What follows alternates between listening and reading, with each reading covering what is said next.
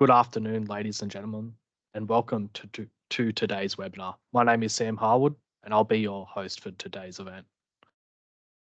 Today's webinar is brought to you by the Northern Australian Climate Program, Grazing Futures Livestock Business Resilience Project, and the Leading Sheep Project. And now, before we start, I'll do a quick round of introductions. As I said, my name is Sam Harwood, and I work for the Department of Agriculture and Fisheries as an Extension Officer, and I'm based in Charleville. Our presenter today is John McLaughlin from the Northern Australian Climate Program. I'm sure many of you would have attended a webinar recently. However, just in case, I will run you through some of the tech that we're using today. Now, if you have any questions today, you're going to ask them through the Q&A section. It's located at the top right of your screen. It's QA and has a couple of speech bubbles. To make sure that it is visible, it's probably best to maximize Teams on your screen. We ask that you ensure your questions are clear so we can provide you with a specific and targeted answer. We may be unable to answer every question today, but we will try our best. Today's presentation will be recorded and uploaded to the Leading Sheep YouTube channel. I will share this link when it is available. After today's sessions, I'll be sending out an email to each attendee that contains a link to the feedback form. It is important to me and the team to receive your feedback to help us improve the webinars we bring to you. Alternatively, there will be an option. The link will be posted in the Q&A section, and there'll be a QR code on the last slide of the presentation today. It is really short and only takes 2 to 3 minutes to complete. Your time is very much appreciated. In just a moment, we'll be hearing from John. Please remember that if you have a question, type it into the question box, and we'll try to answer it after the presentation today. It's been a pretty sunny and cool morning in Charleville here so far. John, how is it where you are? It is very similar, sunny and beginning to get a little cooler in Toowoomba. Oh, that's good to know, and I can hear you loud and clear, so I'll pass over to you now, John. Thank you, Sam. Welcome everybody to the Beyond the Forecast webinar, which is going to be a seasonal review and a look ahead for South West Queensland in particular. You'll notice there's a fair bit of relevance there for the broader Queensland region. Just quickly, what is NAPI? NAPI is a jointly funded program between MLA, the Queensland Government, and the University of Southern Queensland, and it is part of the Drought and Climate Adaptation Program. It's got research, development, and extension components to it. And there's usually 16 climate extension officers, sometimes called climate mates, that are appointed across Northern Australia. And I'm the designated climate mate for South West Queensland. Who am I? I'm the Carbon Project Manager at Upscale Carbon. And before that, I did a fair bit of work in sort of the grazing extension, beef extension world. And before that was doing research with CSIRO. Although I've moved over to the carbon space, I am still involved in the beef industry with various sort of industry roles there with the Lucena Network, Central Queensland Beef Research Committee, and a few things with MLA as well. So trying to keep my my roots in the beef industry while moving over to sort of a new and emerging industry as well. So the focus of the program in one slide is step one, getting people to understand their climate with a little bit more depth, understanding the variability within that climate, and then being able to manage for this variability. And that last point being really central to the program. And ideally, the goal is to be able to upskill and educate landholders so that they're able to incorporate this newfound knowledge and the new skills and resources and tools that they're able to interpret and take that back to their decision making on farm. That's a really important part here. And so that list on the board is certainly not comprehensive, and there's probably nothing we do on our farms, on our properties, that isn't somewhat influenced by the weather or the climate. We've got the really obvious ones around things like pasture growth and selling and adjusting cattle, moving cattle, resting country, all that sort of things. But even things like, transporting cattle, getting cattle in, those sort of smaller tasks can also be affected by the climate. And therefore, it's important that people are able to utilize the tools to the best of their ability. I think we should start with a review of the spring and summer seasons. Have a look at the forecast, what they were saying was going to happen, and then look at actually what ended up happening and maybe provide a bit of context as to why that might have been the case. Just to define the area that I will focus on for this presentation, the South West Queensland. There's no definitive area of where it is, but roughly speaking, I kind of operate west of Roma and St. George out to sort of Dargaminda and Eromanga. For those of you that are in the area, you might know Vicky Main, who operates around that Roma area, Elsie Dodds up around Injune. So there's a few of us, and there's a bit of grey area in terms of where we overlap. But I'll be focusing my presentation around this sort of broader area, Charleville, Wayandra, Cunnamulla, Dargaminda, Quilpie, Dunkeld. But yeah, we will touch on other areas of the state.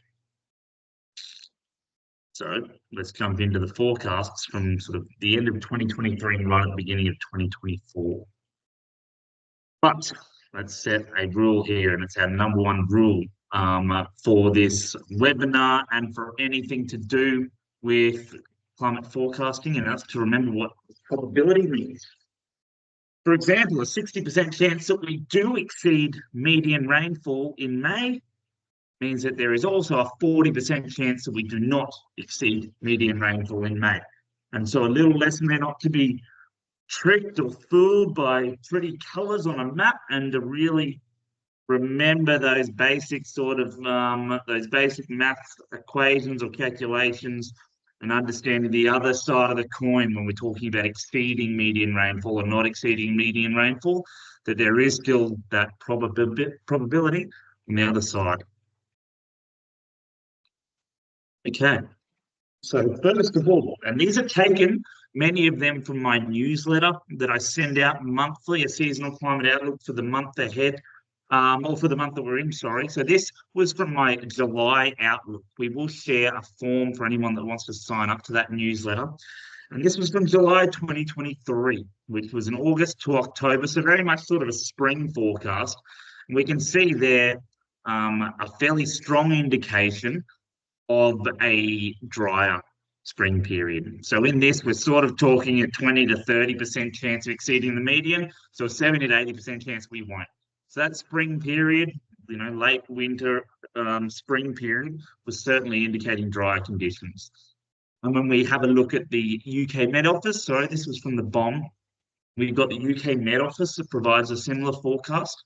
And that August to October period was very much the same, that yellow coloration around southwest Queensland here, demonstrating that 20 to 40% chance of exceeding the median. So indications there that we were going to have a dry spring. However, when we look at the European agency that provides us with a 3 to 6 month forecast, so this was for still in July of 2023, but we were looking at November, December, January. We can see on the map there for southwest Queensland that there is no indication either way of it being wetter or drier over summer. So the end of spring into summer there. And this excerpt is taken from my report where I said the model does not show a wetter or drier forecast for these months, November, December, January. So I'm just painting for you a picture about what was being talked about in July last year, while there was a lot of media speculation and a lot of industry panic around the end of the season, or the summer season, sorry, being very dry and dire. Whereas when we were honing in on southwest Queensland, the indications we were getting were not so bad, and more of a 50-50 sort of appearance for later in the year there. I've jumped from July now to my October newsletter, where we provided more insights there. And so this is the seasonal climate outlook for October, looking at November to January. So, end of spring into summer there. Again, the southwest Queensland, we're looking at a forecasts are saying, oh, 50-50 whether it's going to be wet or dry. No indication either way, essentially. Flip of a coin. If we looked in September at our January to March forecast from the European agency, again, we're seeing for a big area of southwest Queensland, we're seeing white across the map there, or a slight indication of drier conditions in September. There's certainly no really red or really orange or really yellow colorations on that map. We're seeing a slight tendency to dry, but mostly white across the southwest Queensland area in September, looking at January to March there. And now I pulled something from my November newsletter, which was looking at November to January rainfall. And this is where we begin to see those early signs of November to January, the start of summer there, December, January, actually having a bit of green on the map there. So a slight tendency towards even more favourable conditions, a slight tendency towards increased rainfall over summer for November through to January. But mostly, again, probably a 50-50, but that slight indication towards an increased level of rain. Again, still in November, looking at the UK Met Office, which is, again, saying 50-50 chance, December, January, February, looking ahead for those 3 months. So this is just a summer forecast, a lot of white on the map. Not so much the case for North Queensland and other areas, but I'm focusing on southwest Queensland. There was that white coloration indicating a 50-50 chance of exceeding median rainfall in summer from December to January, January, February. And even in my first forecast of this year in January, and this was made right at the beginning of January, this forecast was issued on the 4th of January, which you can see down here, issued for the 3 months ahead, January, February, March. We're seeing mostly white across southwest Queensland, a flip of a coin if you get more or less rainfall. But if anything, probably a smidgen of green in some areas. So a slight tendency towards an increased amount of rain beyond our median rainfall for the January to March period. So what does this tell us about the forecast we had for the seasons spring into summer of 2023 into 2024? And largely speaking, there was a strong indication or a strong suggestion of a dry spring, certainly the case, but with a neutral to potentially slightly favourable summer conditions for southwest Queensland. And I really want to hammer this home because this isn't what I was seeing across Facebook or in the media or just in general conversations last year. The dry spring forecast seemed to leak into or infect people's idea of what was going to happen throughout summer. And that's not necessarily what we were seeing in the forecasts for southwest Queensland. I've made it red, I've made it bold, I've underlined it. Other areas were different. For southwest Queensland, the area I focused on and the area I forecasted for, we were suggesting summer conditions more or less 50-50. And a big reason for that came back to what we know to be true about El Nino years. And that is that El Nino years, in terms of winter and spring rainfall, has a very obvious and influential impact in terms of rainfall being well below median levels in winter and spring. These are the deciles. Decile 1 means you're in that bottom 10% of years. Decile 10 means you're in that top 10% of years when it comes to rainfall. We can see that most of southwest Queensland is either in sort of decile 2 to 3, that bottom 20 or 30% of years for rainfall when we're in an El Nino year. When we look at October to December, so shifting from winter more into spring and right at the beginning of summer, that impact is less. Now that when we're in an El Nino year from October to December, we're probably looking at rainfall in most of the time in that 40th percentile. So a less strong relationship than we had in winter and spring as we push later into the year. And then by the time we get into sort of the end of summer, February, March, there's no impact at all really for southwest Queensland. In an El Nino year, it's a flip of the coin again, regardless if it's El Nino or not. So this is telling us that El Nino's impact to southwest Queensland is very strong in winter and spring, and then lessens as we move through spring into summer, so that by the end of summer, there is no real impact of El Nino in terms of historical rainfall information. Again, this isn't the message that got out, unfortunately. So what ended up happening? Spring rainfall, September and October, very much reflecting those forecasts that we had of a dry spring that were being predicted back in July. When we shifted to November, it was correct up until about November 20, might have been November 22 for some of you, where we got massive rainfall. And we can see that impact in our map there. So this is September rainfall, October, November. And we're seeing widespread rainfall across November for that, essentially, what was that last week. So if we look at spring, this is looking from the 1st of September to the 30th of November, we have a bit of blue across the map, but a lot of that is due to areas getting 100 to 150 mil in the last week of November. Before then, the forecast could have been said to be very accurate in terms of reflecting the conditions that we saw that suggested that there was a 20 to 25% chance of exceeding in median rainfall across spring. That was true until the last week when we got those large downpours. But essentially, the spring conditions we saw on the ground largely reflected the forecast. What about summer? December, January, February. December tended towards neutral month for the southwest, but a bit of favourable conditions there. Certainly not the case for northwest Queensland. And then January, widespread rainfall across the whole state. And February, and again, a bit of a mixed bag, probably for southwest Queensland tending towards more favourable conditions, but probably neutral. When we look at it on a whole, the summer period was fairly favourable. So forecasts were indicating that there was a chance of exceeding median rainfall was around 50-50, slightly better for some small patches of southwest Queensland. Feedback from October's webinar. So I ran one of these in October, and I'm assuming a few of you were on that. I pulled out some of this information because I thought it was really insightful and added value to today's conversation. These are two of the quotes of people that added comments to their feedback forms. One said there is a potential for moisture earlier than I expected. Another said the forecast for later this year and early next year isn't as bad as I thought. So for those of you that were reading the information I was sending out, and those of you that jumped on this webinar, were realising that for southwest Queensland, once you got to summer, the forecast actually wasn't too bad. And that's what we ended up seeing for southwest Queensland. It was essentially a neutral to slightly favourable summer period.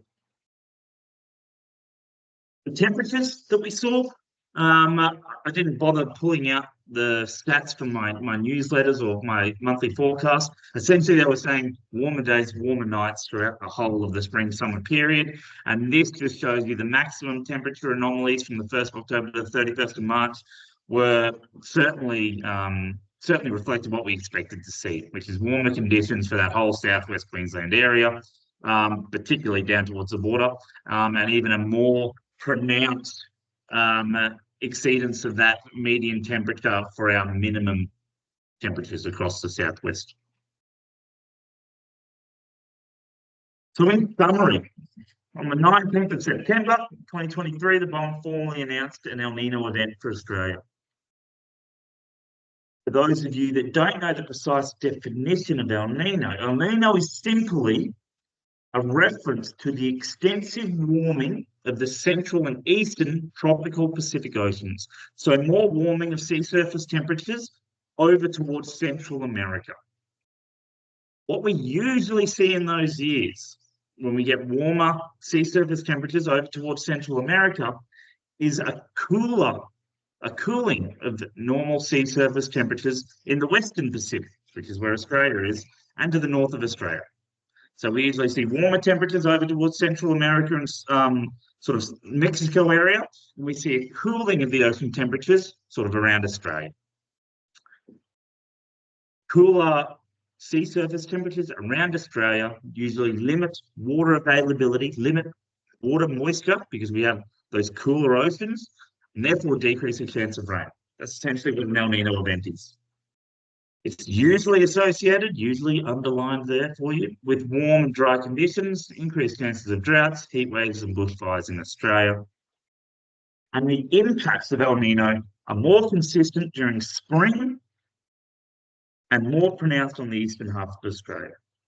So where does El Nino have its impact? Across eastern Australia and in spring. In other words, El Nino is less likely to explain what happens to rainfall in summer compared to spring. So during summer, the relationship between ENSO and Australian rainfall typically weakens. So it's not so much a summer indicator as it is spring indicator for Australia. That's really important. So what happened in terms of that summary? Well, we certainly experienced a dry spring. August to October period last year was Australia's driest 3 months on record since 1900. That's pretty serious in terms of that period that we had that certainly was dry. This was then followed by above average rainfall in November from about the 20th of November onwards, probably the 22nd for some areas, and a continuation of rainfall across much of Queensland during December. So that rainfall more or less continued. While El Nino can decrease the chances of a wet season, this is a probability. It tends to decrease rainfall in spring and summer across Northern Australia. It's not a guarantee, it's a probability. And while ENSO, whether that's El Nino, La Nina, or a neutral year, can influence seasonal patterns, weather systems do vary daily. And what we saw in this season was a lot of cyclone activity and tropical depressions from November, late November onwards. Think about Cyclone Jasper and throughout summer. And so those weather events popping up were really the contributor to the rainfall we saw and the big rainfall events we saw, particularly up north. The last point I've got here is probably the most important, though, I think. Another major contributing factor was that waters in the Western Pacific, remember that's Australia, and the north of Australia remained warmer than we would typically expect in an El Nino. So warmer sea surface temperatures close to Australia increase, so it shouldn't be soil moisture there, sorry guys, it should just be increased moisture, availability, and the chances of rain. So I've gone back to 2015, 2016, which was an El Nino year, and a really typical El Nino year. And I've looked at the sea surface temperature anomalies. And this is what we'd usually see. We see that really warm sea surface temperatures over towards Central America. And then around Australia, we'd see this white coloration. It sort of said, oh, we've got cooler sea surface temperatures around Australia. That means less moisture in the air, which decreases our chance of rainfall. This is our typical El Nino year. When we look at this year's El Nino year in Australia, though, we still saw that warmer water around the Central American region, or the Central Pacific, Central and Eastern Pacific. But around Australia, we still saw warmer than expected ocean temperatures. So that might explain a little bit of what we saw, particularly in North Queensland and along the coast of North Queensland and Northwest Queensland, where we did have sort of persistent rainfall throughout the whole of summer, is that the conditions what we'd usually expect to be rather cool and mild in our sea surface temperatures around Northern Australia and the Western Pacific were instead much warmer than we'd usually expect to see.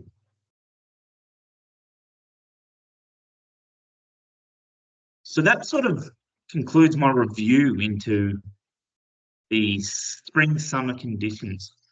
I'm more than happy to take questions on that later on, but I did want to shed some light on what the forecasts actually were for the South West Queensland region. Dry spring, neutral to perhaps slightly favourable summer.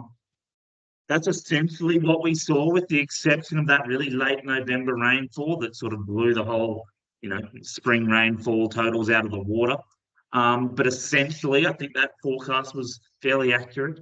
And then for South West Queensland across summer, it very much reflected what we expected to see from essentially July, of what was persistent in our forecast from there on.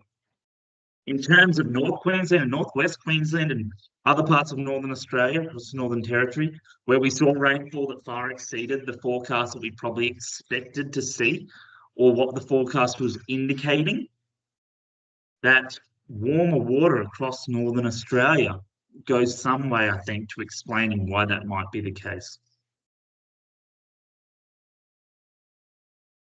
So now let's have a look at the conditions we're in now. Therefore, we will provide some context into the forecast that we have for the coming months. So looking back on our first 3 months of 2024, we can see there good rainfall across most of Queensland, again in that sort of Capricorn coast area missing out, as it has done for a little period of time now. Looking back at our 9-month rainfall forecast, so even with a pretty favourable spring-summer period, we've still got large areas of white across southwest Queensland. And surprisingly, the further west you go, the more favourable the season was in terms of exceeding that median rainfall. Still a lot of areas of white for southwest Queensland. Our 12-month rainfall is where we begin to see some of those dry conditions seeping back in, reflecting that really dry first 10 or 11 months of 2023. And for most areas, it's either below average or neutral for most areas of sort of southern Queensland there. When I'm thinking about conditions in an area, when I'm thinking about pasture health, when I'm thinking about landscape health, the 24-month rainfall records are really important to look at. This is where we actually begin to look at the long-term sort of the long-term conditions of the area and what the seasons have been like. And you can see that for Queensland, essentially a bumper 2 years, particularly if you're up in the north or northwest. So really good years up in that sort of country, that northern downs sort of country and northern forest country where a lot of our breeding herds are. Really favourable years in terms of rainfall. And the story gets better when we jump it out to, or continues to be favourable, when we're looking at the 36 months. So for Queensland, essentially, we've had 3 really good years of rainfall. The southeast Queensland, southern Queensland, again, it's that Capricorn coast that's probably missed out, but essentially, for most of Queensland, we've had a pretty good 3 years. When we're looking at Australian drought maps and kind of getting an idea, is there anyone out there in any area of Australia that are really struggling now that would be perceived as being in drought or on their way into drought?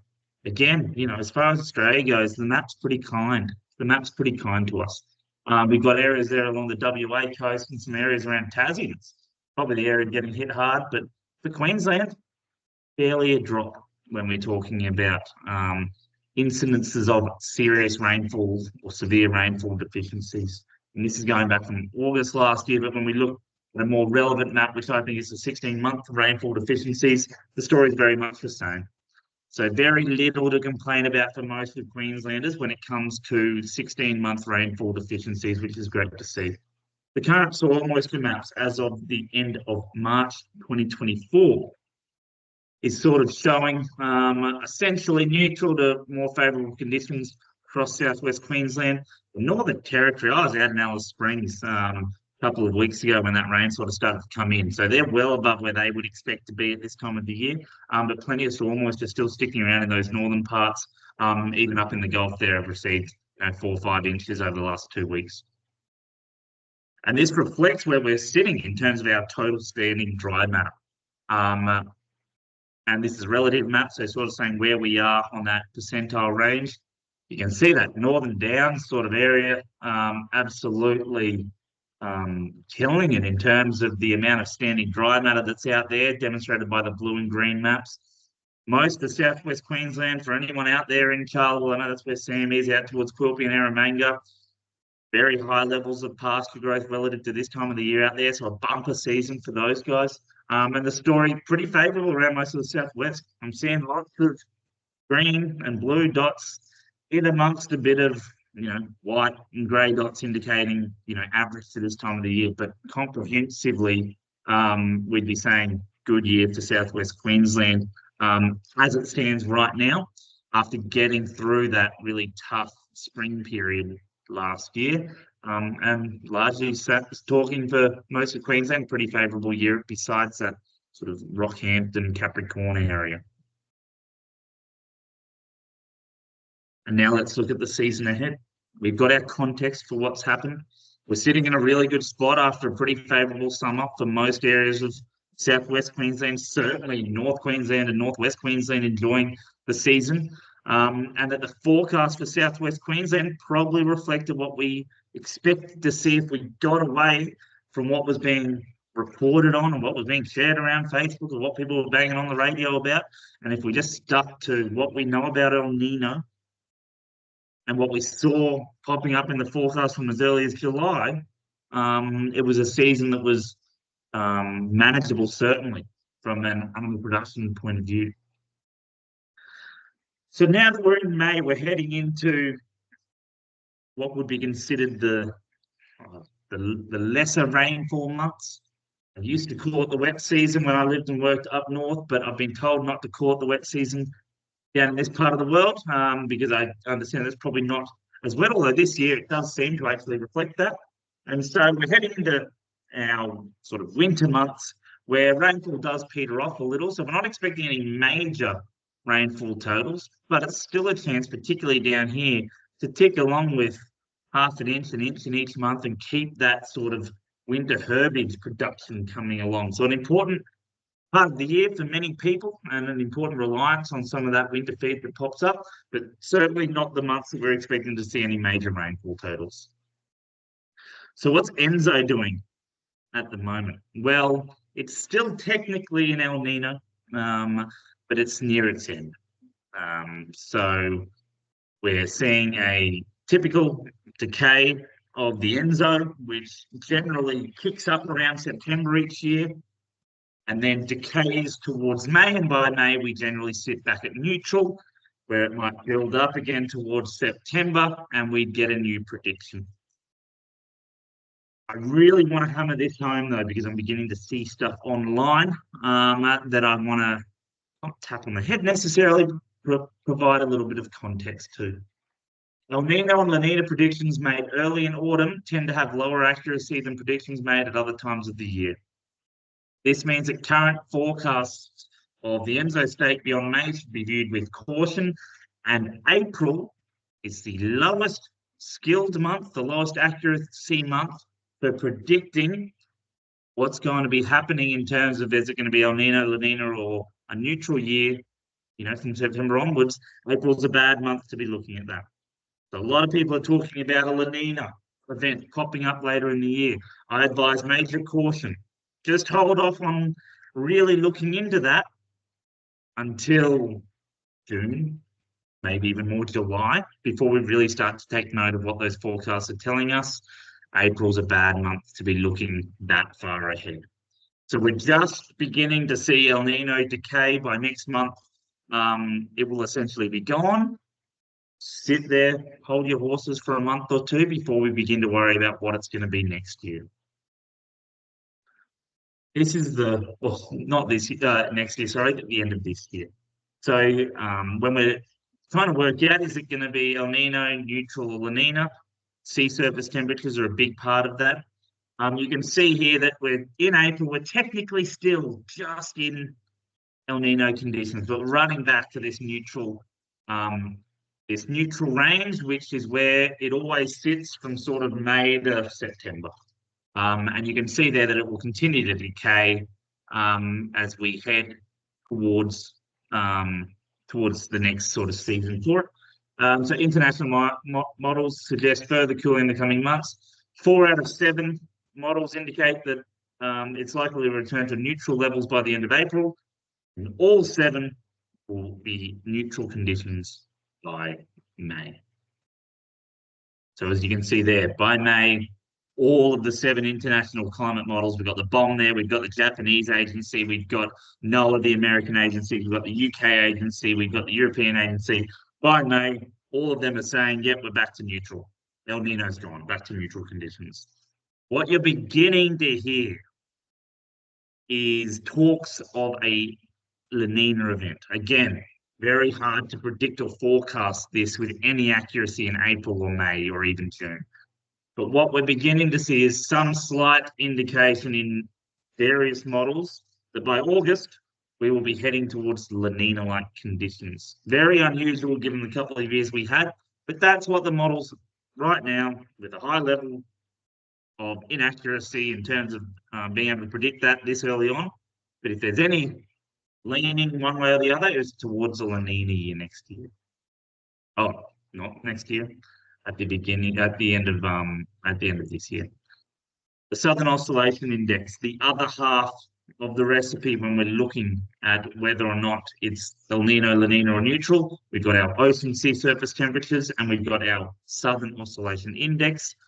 For the last 30, 60, and 90 days, the last 3 months, it's essentially been sitting at neutral conditions. And so SOI is already in that neutral range. As we can see from sea surface temperatures, they're on their way back into neutral. So very much what we expect to see, that decaying of the ENSO as we approach May. The Indian Ocean dipole is certainly something to consider at this point.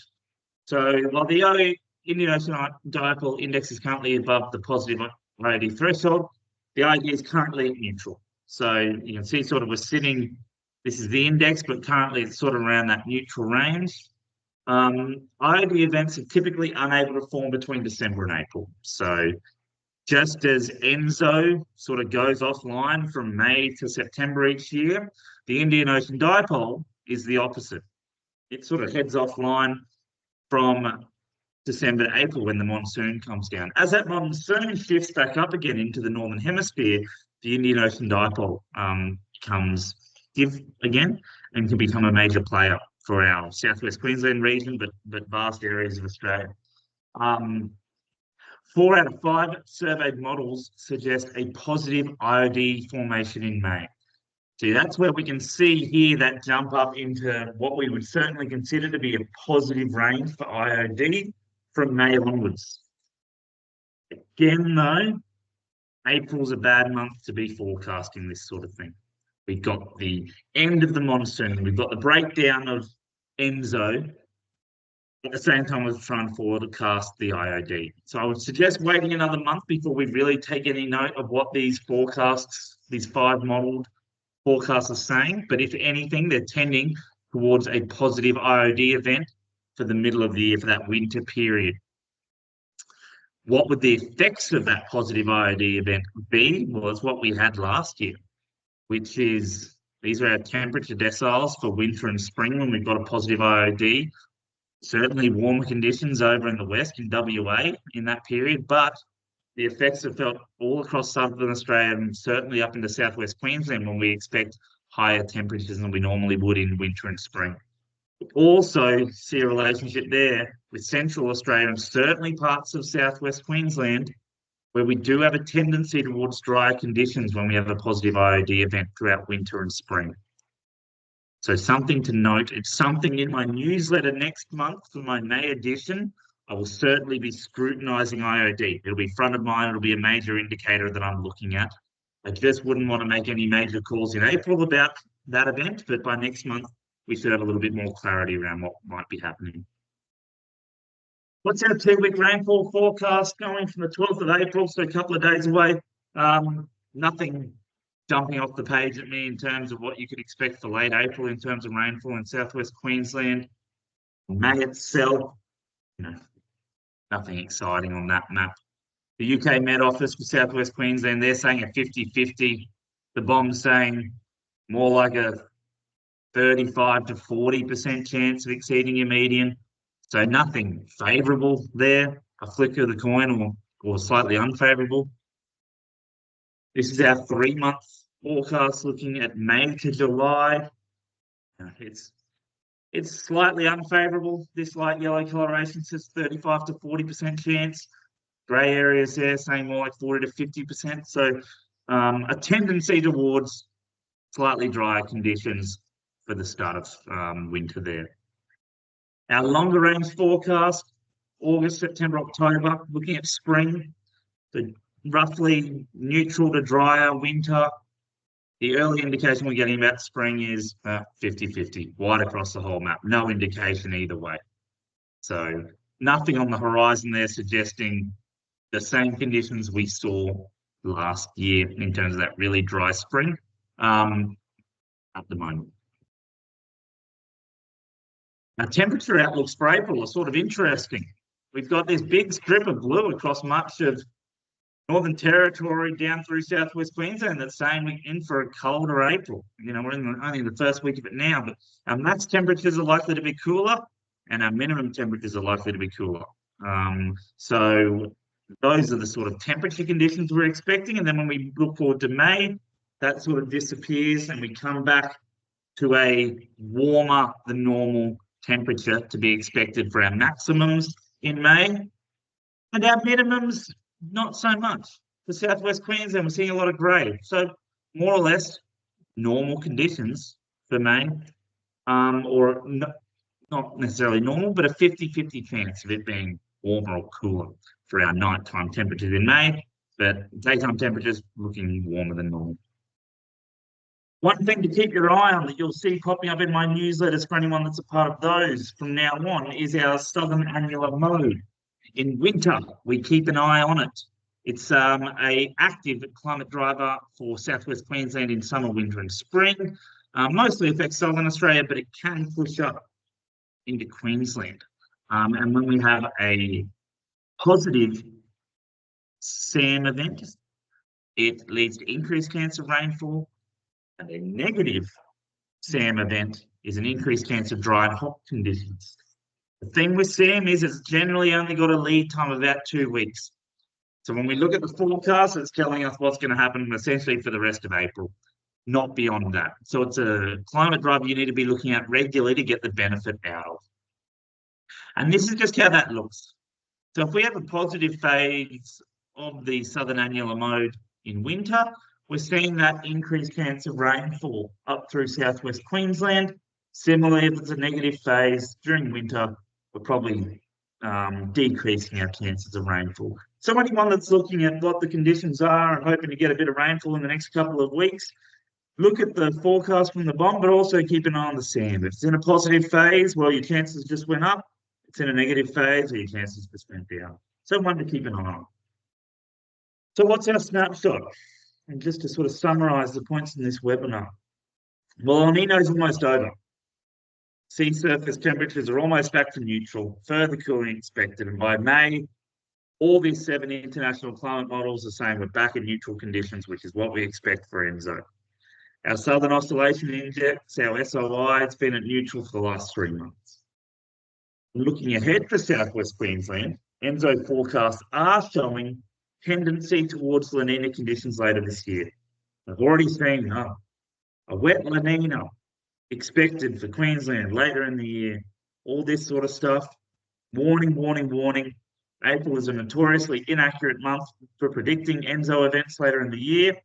So feel free to just disregard any of that talk, and we will talk about it again sort of once winter kicks off, June, July, and by August, we're really taking note of those forecasts. One to keep your eye on that's a little bit more around the corner is our positive IOD. IOD index is positive, but the IOD is currently neutral. We've got 4 out of 5 international models suggesting that we will have an official positive IOD formation as we sort of head more into May and throughout winter, though decaying in August. And again, warning, April, at this time of the year, the model IOD forecast beyond autumn is low, the confidence in that forecast. So for that one, let's wait another month. For the ENSO, let's wait until July, August before we really start to take note of those. But if we do get a positive IOD event, it tends us toward a warmer and drier conditions for winter and spring in southwest Queensland. What were the rainfall forecasts that we had? Well, the BOM was saying for April, just a 20 to 35% chance of exceeding median rainfall, a 30 to 40% chance in May. And then we got the UK Met Office, they're more like a 50-50 from April to June. BOM, 30 to 40% chance of exceeding median rainfall. And then August to October, 50-50 chance of exceeding median rainfall. Nothing really dire there. Slight tendency for sort of autumn to be a bit drier, but then later on, more of a 50-50 flip of a coin as we head into winter and into the start of spring there in terms of our rainfall projections. Our temperature outlook for April, minimum max temps expected to be below average. It's unusual. We don't typically see that on our temperature forecast that often. And then max temperatures in May are meant to be above average, but minimum temperatures sort of looking like a 50-50, a toss of the coin, whether they'll be warmer or colder, which leads us to think conditions will be closer to neutral throughout May. And just to highlight those things for you, the warnings. Let's not be looking at ENSO predictions about whether it's going to be La Nina or ENSO or El Nino, La Nina at the end of the year in April. Let's hold off on that. The IOD, by the time May comes around, this time next month, certainly something to begin to look at whether we've got a positive IOD event or not. And then we're looking throughout autumn, winter, and into spring. We're essentially seeing 50-50-ish, slightly below that chance of exceeding median rainfall for that period of time. So begin to think about what this information means for you, where you're currently at in terms of the conditions you got on the ground, what the forecasts are for your area, and what the broader conditions and forecasts are for the broader beef, grazing, sheep, goat industry across Australia, the conditions they're experiencing, what their needs and wants might be moving forward also. And so really bringing it back to those decisions that you might make on ground, given where we're at now and what we might expect to see in the future, and trying to shift the odds into your favour. Remembering that 60% chance of exceeding median rainfall is a 40% chance that you won't. Making sure that your decisions that you're making, the planning that you're doing, has those odds tending towards you, hopefully, rather than away from you. And that's where I'll pull up now, Sam, and offer people the chance to ask any questions they might have. Yeah, okay. That brings us to the end of our formal presentation and into our Q&A section. If you have any questions, please don't forget to just ask them under the Q&A tab. It's two speech bubbles with a question mark in there. So I have got one question come through. What are the climate drivers we should be looking at during this time of year? So this is one of the most important things about the program, and one of the things that landholders can get really ahead of the game really quickly on, is just understanding what to look at and when. As we've said, do not be looking at whether or not it's El Nino or La Nina or a neutral year at this time of the year. Totally irrelevant. That's for September, October, November. At this time of the year, keep an eye on your southern annular mode to see if you've got a positive or a negative event in sort of the next week or two for that short-term planning. Might be mustering, it might be transporting stock, it might be shifting stock, whatever else it is, weed management, fire management, those sorts of things that can be impacted in the short term. Looking at the SAM, and then for that longer planning horizon, as of next month by sort of May, really looking at that Indian Ocean dipole event. Which way is it tending? And so if we know we're in a positive Indian Ocean dipole event by sort of mid to late May, then that might impact your decision making throughout winter and into spring. So those are the two I would highlight. Looking at the SAM for your short-term planning, and then keeping an eye on the Indian Ocean dipole. Not so much now, but by this time next month, we're probably getting a bit more confidence in the models around that. Cheers. Thanks for that, John. There's got to be another question. No, Confused everyone? Yeah, there isn't any questions there at the moment, so I'll give you a few more seconds to have a go at that, and if not, we'll move on. And more than happy to take questions that can be shot through to Sam after this. If you have any questions that pop into your head following this webinar, or you want any more of these sort of topics or issues discussed in more detail, or if you just want to talk about your own property and have a bit of one-on-one support, the Northern Australian Climate Program focuses a lot on that one-on-one support. So if this is something that you feel like you want to get your head around a little bit more and begin to understand and interpret these forecasts properly, and get rid of all the rigmarole and all the sort of crazy things we see about weather and climate and forecasting, then yeah, feel free to get in contact and we can have those tailored one-on-one discussions about you and your particular property. So okay, thanks for that, John. That kind of brings us towards the end of today's webinar. Just two quick comments before you go. One is a reminder is when the webinar finishes today, you'll receive an email with the feedback form. Alternatively, it's on the screen here at the moment. And then it'll also be, it's posted in the Q&A chat at the moment. So you can feel free to go there and give us some feedback. Would appreciate it. Also, the webinar will be recorded and it'll be posted on YouTube. So if you think it might have been interested to anyone else that you know, feel free to share it, and I'll share that recording when it's available.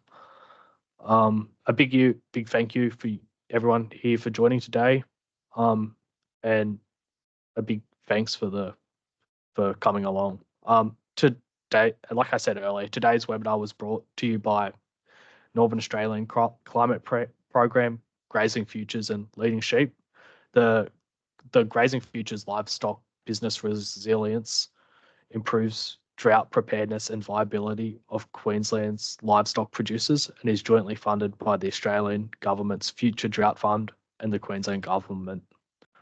While Leading Sheep is an important partnership between the Queensland Department of Agriculture and Fisheries, Australian Wool Innovation, and is supported by AgForce.